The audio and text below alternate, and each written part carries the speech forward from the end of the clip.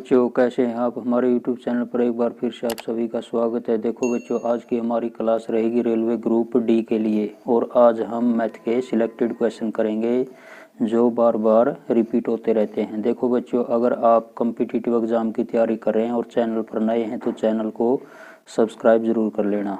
चलो वीडियो शुरू करते हैं। तो देखो प्यारे बच्चों, यहाँ पर जो फर्स्ट क्वेश्चन दिया हुआ है, प्रथम 100 प्राकृतिक संख्याओं में कितनी पूर्णगण संख्या होती हैं। तो देखो प्यारे बच्चों, जो 1 से 100 तक की नेचुरल नंबर होती हैं, इनमें हमें बताना है कितनी पूर्णगण संख्या होती हैं। तो देखो प्यारे बच्चों, यहाँ पर 1 का क्यूब 1 होता है, 2 का क्यूब 8, 3 का क्यूब 27 और 4 का क्यूब होता है 64। तो देखो प्यारे बच्चों, यहाँ पर अगर हम 5 का क्यूब करें तो 125 100 से ज़्यादा हो जाएगा। तो इसलिए प्रथम 100 प्राकृतिक संख्याओं में जो पूर्णगण संख्या होगी 1 होगी, 8 होगी, 27 होगी, 64 होगी, यानी कि 4 टोटल संख्या होंगी जो पूर्णगण होंगी। ऑप्शन नंबर सी हमारा करेक्ट आंसर होगा। इसके बाद नेक्स्ट क्वेश्चन में क्या पूछा गया है, प्रथम 100 प्राकृतिक संख्याओं में कितनी पूर्ण वर्ग संख्या होती हैं।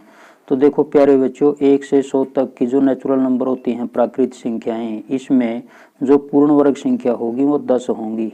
ऑप्शन नंबर ए हमारा करेक्ट आंसर होगा। इसके बाद नेक्स्ट क्वेश्चन में क्या पूछा गया है, प्रथम 100 प्राकृतिक संख्याओं का कुल योग कितना होता है। तो देखो प्यारे बच्चों, जो 1 से 100 तक की प्राकृतिक संख्याएं होती हैं, इनका कुल योग बताना है। तो देखो प्यारे बच्चों, इसका एक छोटा फार्मूला होता है n इंटू n प्लस 1 और इसका बटा 2। तो देखो प्यारे बच्चों, n का मतलब क्या है, यहाँ पर 1 से 100 तक 100 संख्याएं होंगी, तो 100 गुणा में 100 प्लस 1 करांगे 101 और इसको 2 से डिवाइड करेंगे तो 100 को 2 से कैंसिल करेंगे 50 की और 101 की अगर हम गुणा करें 5050।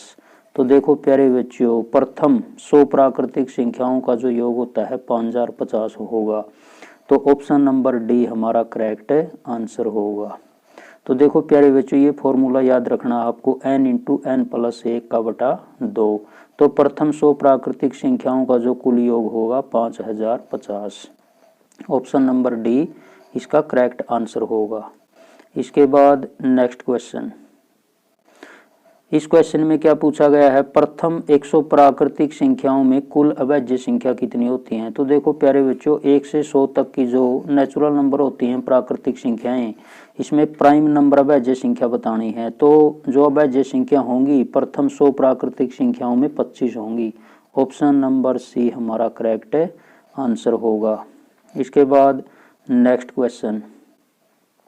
तो इस क्वेश्चन में क्या पूछा गया है, प्रथम 10 विषम संख्याओं का योग कितना होता है। तो देखो प्यारे बच्चों, जो ओड नंबर होती हैं, तो यहाँ पर क्या पूछा गया है, पहली 10 विषम संख्याओं का योग। तो देखो प्यारे बच्चों, हमें कुछ नहीं करना, इसका एक छोटा फॉर्मूला याद रखना है n स्क्वायर का। n स्क्वायर का मतलब क्या है, यहाँ पर 10 विषम संख्याओं का योग पूछा गया है, तो हमें क्या करना है, 10 का स्क्वायर कर देना है। तो 10 का स्क्वायर कितना होता है, 100।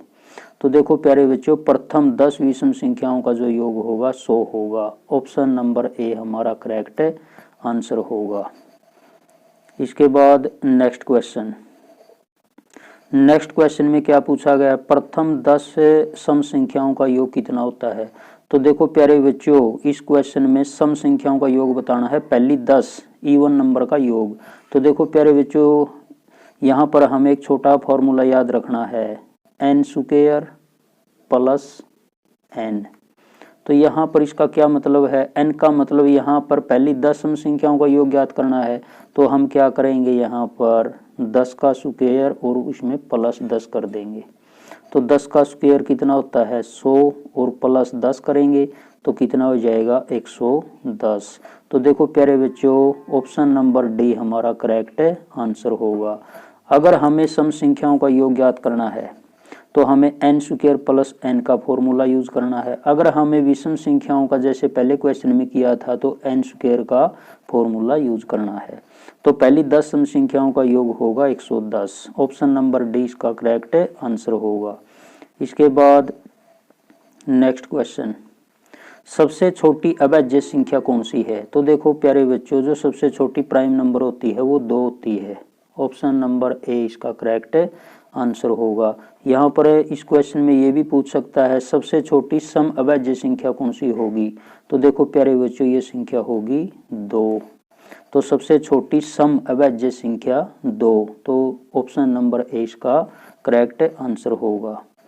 इसके बाद नेक्स्ट क्वेश्चन, तो नेक्स्ट क्वेश्चन में क्या पूछा गया है, 1000 के कुल गुणनखंडों की संख्या क्या होगी?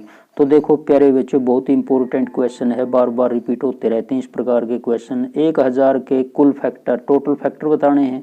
तो देखो प्यारे बच्चों, 1000 को हम क्या लिख सकते हैं, 2 की पावर 3 गुणा 5 की पावर 3।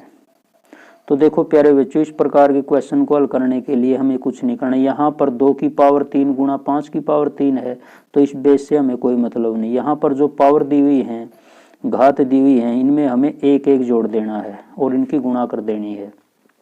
तो क्या करना है, 3 + 1 इंटू 3 + 1। तो देखो प्यारे बच्चों, यहाँ पर 3 और 1 का जोड़ कितना हो जाएगा, 4 गुणा में 4। तो देखो प्यारे बच्चों, अगर हम 4 4 की गुणा करें तो चौक चौक 16। तो देखो प्यारे बच्चों, 1000 के कुल गुणनखंडों की संख्या 16 होगी। ऑप्शन नंबर ए इसका करेक्ट आंसर होगा। इसके बाद नेक्स्ट क्वेश्चन, तो देखो प्यारे बच्चों, इस क्वेश्चन में क्या पूछा गया, यदि 1 से 100 तक की संख्या लिखी जाए तो कुल कितने अंकों का प्रयोग होगा? तो देखो प्यारे बच्चों, हमें पता है 1 से 9 तक जो संख्याएं होती हैं इनमें 1 अंक होता है, तो टोटल 9 संख्या तो ये होगी। और 10 से लेकर 99 तक यानी कि 2 अंकों की जो संख्या होगी ये कितनी होंगी, 90। तो 90 गुणा 2 करेंगे, 2 अंक वाली हैं, तो 90 दूनी 180। और यहाँ पर जो 100 है हमारी संख्या, इसमें 3 अंक होंगे, तो 3 अंक ये जोड़ देंगे। तो देखो प्यारे बच्चों, 9 + 180 + 3, अगर हम इसको जोड़ें तो हमारा आंसर आएगा 192। तो देखो प्यारे बच्चों, यदि हम 1 से 100 तक की संख्या लिखें तो हमें 192 अंकों का प्रयोग करना होगा। तो ऑप्शन नंबर बी इसका करेक्ट आंसर होगा। इसके बाद नेक्स्ट क्वेश्चन, तो इस क्वेश्चन में क्या पूछा गया है, 2 क्रमागत सम संख्याओं का HCF कितना होता है? तो देखो प्यारे बच्चों, HCF की फुल फॉर्म होती है हाईएस्ट कॉमन फैक्टर, और इसको हिंदी में कहते हैं महत्तम समापवर्तक। तो देखो प्यारे बच्चों, यहाँ पर क्या पूछा गया है, 2 क्रमागत सम संख्याओं का HCF कितना होगा? तो जैसे 2 क्रमागत कोई भी संख्या ले सकते हैं हम। जैसे देखो प्यारे बच्चों, यहाँ पर जैसे हमने एक संख्या 16 ली, 16 के बाद अगली सम क्रमागत संख्या 18 होगी। अगर हम 16 और 18 का HCF निकालें तो कितना होगा, 2 होगा। या और भी कोई संख्या ले सकते हैं, जैसे हम यहाँ पर 24, 24 के बाद 26, अगर ये 2 संख्याएं लें, 2 क्रमागत सम संख्या हैं, तो इनका HCF भी कितना होगा। तो याद रखना प्यारे बच्चों, कितनी भी बड़ी संख्या हो, 2 क्रमागत सम संख्याओं का जो महत्तम होगा हमेशा 2 ही आएगा। तो ऑप्शन नंबर बी इसका करेक्ट आंसर होगा। इसके बाद नेक्स्ट क्वेश्चन, इस क्वेश्चन में क्या पूछा गया है, 2 क्रमागत विषम संख्याओं का HCF कितना होगा? तो देखो प्यारे बच्चों, ये ओड नंबर का दिया हुआ है। तो हमें पता है विषम संख्याएं ओड नंबर क्या होती हैं, जो 2 से डिवाइड नहीं होती। तो इसका भी हमें क्या ज्ञात करना है, HCF यानी कि महत्तम समापवर्तक। तो देखो प्यारे बच्चों, कोई भी 2 क्रमागत विषम संख्याएं ले सकते हैं हम, जैसे 7, 7 के बाद 9। तो अगर हम इसका HCF निकालें तो हमेशा 1 आएगा। या और कोई भी हम संख्या ले सकते हैं, जैसे हम यहाँ पर 197 और इससे अगली विषम संख्या होगी 199। अगर हम इनका HCF निकालें तो कितना आएगा, तो ये 1 आएगा। तो देखो प्यारे बच्चों, याद रखना 2 क्रमागत विषम संख्याओं का जो HCF महत्तम समापवर्तक होता है हमेशा 1 ही आएगा। तो ऑप्शन नंबर ए इसका करेक्ट आंसर होगा। इसके बाद नेक्स्ट क्वेश्चन, इस क्वेश्चन में क्या पूछा गया, प्रथम 5 अभाज्य संख्याओं का औसत क्या होगा। तो देखो प्यारे बच्चों, जो एवरेज होती है, औसत होता है जो, इसको कैसे निकालते हैं। यहाँ पर क्या पूछा गया है, पहली 5 अभाज्य संख्या। सबसे पहले तो हमें ये पता होना चाहिए प्राइम नंबर पहली 5 कौन सी होती हैं। तो देखो प्यारे बच्चों, 2, 2 के बाद 3, 3 के बाद 5, 5 के बाद 7, 7 के बाद 11। तो देखो प्यारे बच्चों, ये 5 संख्याएं हैं, इसको जोड़ेंगे और एवरेज निकालने के लिए कितनी संख्या है, 5, इसको 5 से डिवाइड करेंगे। तो देखो प्यारे बच्चों, अगर हम इनका जोड़ करें, 2 और 3 5 और 5 10 और 7 17 और 11 28, इसको 5 से डिवाइड करेंगे। तो देखो प्यारे बच्चों, अगर हम 28 को 5 से डिवाइड करें तो 5 5 25, 3 बचे, पॉइंट लगाएंगे, 5 का 30। तो हमारा जो एवरेज आएगा 5.6 यानी कि 5.6। ऑप्शन नंबर डी हमारा करेक्ट आंसर होगा। इसके बाद नेक्स्ट क्वेश्चन, तो देखो प्यारे बच्चों, इस क्वेश्चन में क्या पूछा गया है, 1 से 100 तक की ऐसी कितनी संख्याएं हैं जो 3 से विभाजित होंगी। तो देखो प्यारे बच्चों, बिल्कुल सिंपल से क्वेश्चन है, यहाँ पर हमें शॉर्ट ट्रिक यूज करनी है। तो देखो प्यारे बच्चों, हमें पता है 1 से 100 तक जो टोटल नंबर है 100, हमें क्या करना है, 3 से विभाजित देखनी है कौन सी संख्या होंगी, कितनी होंगी, तो उसको 3 से डिवाइड करेंगे। तो देखो प्यारे बच्चों, अगर हम 100 को 3 से डिवाइड करें तो 33 या 99, एक रिमाइंडर बचेगा, इससे हमें कोई मतलब नहीं रिमाइंडर से। तो देखो प्यारे बच्चों, 1 से 100 तक की ऐसी 33 संख्या होंगी जो 3 से डिवाइड होंगी। तो ऑप्शन नंबर 20 का करेक्ट आंसर होगा। इसके बाद नेक्स्ट क्वेश्चन, इस क्वेश्चन में क्या पूछा गया है, 1 से 100 तक की संख्याओं में भाज्य संख्या कितनी होती है, कंपोजिट नंबर। तो देखो प्यारे बच्चों, इससे पहले क्वेश्चन में मैंने आपको बताया था, एक क्वेश्चन आया था भाज्य संख्या का, यानी कि 1 से 100 तक टोटल नंबर 100 होंगे, इसमें से 25 संख्याएं ऐसी होंगी जो प्राइम नंबर होंगी, अभाज्य संख्या होंगी। तो बाकी की कितनी बची, यहाँ पर 75। तो अब हमें क्या करना है, इन 75 नंबर में से 1 माइनस करना है, क्योंकि 1 माइनस क्यों करेंगे, एक ना तो भाज्य है और ना ही अभाज्य है। तो इसलिए जो कंपोजिट नंबर होंगी, भाज्य संख्या होंगी 1 से 100 तक की संख्याओं में 74 यानी कि 74 होंगी। तो ऑप्शन नंबर डी हमारा करेक्ट आंसर होगा। इसके बाद नेक्स्ट क्वेश्चन, यदि एक वृत्त की त्रिज्या 7 सेंटीमीटर है तो वृत्त का क्षेत्रफल क्या होगा। तो देखो प्यारे बच्चों, जो एरिया होता है वृत्त का, सर्कल का, उसका सबसे पहले हमें फॉर्मूला याद होना चाहिए। तो यहाँ पर जो रेडियस त्रिज्या दी हुई है 7 सेंटीमीटर है, और जो एरिया होता है इसका फॉर्मूला होता है वृत्त का पाई आर स्क्वायर। तो देखो प्यारे बच्चों, पाई की वैल्यू 22/7 लेंगे, गुणा में रेडियस 7 गुणा में 7 2 बार करेंगे, 7 से 7 कैंसल। तो देखो प्यारे बच्चों, 22 की और 7 की मल्टीप्लाई, 22 सत्ता 154, तो 22 सत्ता 154।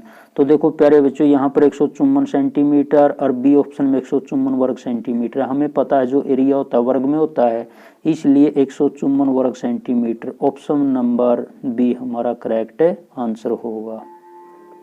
इसके बाद नेक्स्ट क्वेश्चन, यदि एक वर्ग का परिमाप 400 वर्ग सेंटीमीटर है तो वर्ग की भुजा क्या होगी। देखो प्यारे बच्चों, परिमाप यहाँ पर वर्ग नहीं आना चाहिए, मिस प्रिंट है, यहाँ पर जो वर्ग है ये गलत मिस प्रिंट हो रहा है, गलत छप रहा है। तो एक वर्ग का जो परिमाप है 400 सेंटीमीटर है तो वर्ग की भुजा क्या होगी।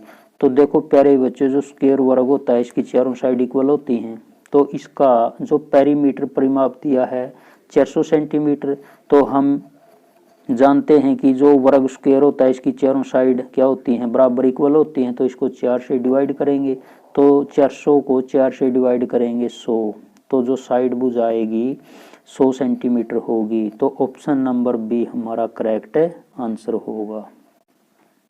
इसके बाद नेक्स्ट क्वेश्चन, इस क्वेश्चन में क्या पूछा गया, यदि एक त्रिभुज के तीनों कोण समान हो तो वह कौन सी त्रिभुज होगी। तो देखो प्यारे बच्चों, जिस त्रिभुज के तीनों कोण इक्वल हो, समान हो, वो होती है समबाहु त्रिभुज। ऑप्शन नंबर बी हमारा करेक्ट आंसर होगा। यहाँ पर जो पहला ऑप्शन दिया हुआ समद्विबाहु त्रिभुज, इसमें 2 कोण बराबर होते हैं।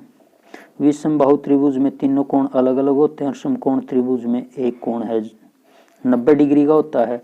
तो देखो प्यारे बच्चों, जिस त्रिभुज के तीनों कोण समान हो वो होती है समबाहु त्रिभुज। तो याद रखना इन क्वेश्चनों को, समबाहु त्रिभुज। तो option number B correct answer होगा। इसके बाद नेक्स्ट क्वेश्चन। तो देखो प्यारे बच्चों, यदि एक घन की भुजा 6 सेंटीमीटर है तो उसका आयतन क्या होगा। तो जो क्यूब होता है, घन होता है, सबसे पहले तो हमें उसका आयतन वॉल्यूम का फॉर्मूला याद होना चाहिए। तो देखो प्यारे बच्चों, जो क्यूब होता है उसका आयतन का फॉर्मूला होता है भुजा की पावर 3। तो यहाँ पर जो साइड भुजा दी हुई है 6, तो 6 का क्या करेंगे, यहाँ पर क्यूब करेंगे। तो देखो प्यारे बच्चों, अगर हम 6 का क्यूब करें कितना आना चाहिए, 216। तो देखो प्यारे बच्चों, एक चीज का ध्यान रखना है, जो आयतन वॉल्यूम होता है वो घन में होता है, तो इसलिए हमारा जो राइट आंसर होगा 216 घन सेंटीमीटर। ऑप्शन नंबर बी हमारा करेक्ट आंसर होगा। इसके बाद नेक्स्ट क्वेश्चन। इस क्वेश्चन में क्या पूछा गया, यदि गोले का व्यास 14 सेंटीमीटर है तो उसका वक्र पृष्ठीय क्षेत्रफल क्या होगा। तो देखो प्यारे बच्चों, जो डायामीटर व्यास दिया हुआ है कितना, 14 सेंटीमीटर, तो रेडियस कितनी होगी, व्यास की आधी होती है, तो 14 का बटा 2 यानी कि 7 सेंटीमीटर। तो हमें क्या करना है यहाँ पर, तो जो गोला होता है सफियर, उसका पृष्ठीय क्षेत्रफल का फॉर्मूला होता है 4 पाई आर स्क्वायर। तो देखो प्यारे बच्चों, यहाँ पर 4 गुणा 22 बटे 7 गुणा में 7 और गुणा में 7। तो देखो प्यारे बच्चों, 7 से 7 कैंसल, तो यहाँ पर 22 की और 4 की, 22 चौक 88 की और 7 की मल्टीप्लाई, तो 88 गुणा में कितने करांगे, 7। तो देखो प्यारे बच्चों, 88 की अगर हम 7 की मल्टीप्लाई करें तो 7 56, 7 56 और यहाँ पर 5 61। तो देखो प्यारे बच्चों, जो एरिया होता है स्क्वायर में होता है, तो 616 स्क्वायर सेंटीमीटर। ऑप्शन नंबर 20 का करेक्ट आंसर होगा। तो याद रखना प्यारे बच्चों, जो गोला सफेयर होता है उसका वक्र पृष्ठीय क्षेत्रफल का फॉर्मूला होता है 4 पाई आर स्क्वायर। सिक्के को 3 बार उछाला जाए तो कुल परिणामों की संख्या क्या होगी। तो बहुत ही इंपॉर्टेंट क्वेश्चन है। देखो प्यारे बच्चों, जो सिक्का क्वाइन होता है इसमें एक हेड होता है और एक टेल होता है, 2 सरफेस होती हैं इसकी। अगर एक सिक्के को 3 बार उछाला जाए तो कुल परिणामों की संख्या क्या होगी। देखो प्यारे बच्चों, इसका एक छोटा सा तरीका है, एक छोटी ही ट्रिक है। यहाँ पर एक सिक्के को 3 बार उछाला गया है, हमें कुछ नहीं करना, हमें 2 की पावर 3 करना है। तो यहाँ पर बेस 2 और पावर 3। तो देखो प्यारे बच्चों, अगर किसी सिक्के को कितनी भी बार उछाला जाए तो उसको पावर में लेते हैं। तो यहाँ पर 2 की पावर 3 लेंगे, तो 2 की पावर 3 यानी कि 2 का क्यूब है, जो कितना होता है 8। तो देखो प्यारे बच्चों, यदि हम एक सिक्के को 3 बार उछालें तो कुल परिणामों की संख्या 8 होगी। तो ऑप्शन नंबर सी हमारा करेक्ट आंसर होगा। तो हमें कुछ नहीं करना, यहाँ पर एक सिक्के को जितनी भी बार उछाला जाए उसकी 2 की पावर बना देंगे, यानी कि 2 की पावर जितनी भी बार उछाला जाए, 4 बार उछाला जाए 2 की पावर 4, 2 बार उछाला जाए 2 की पावर 2। तो इस प्रकार से हम आसानी से हल कर सकते हैं।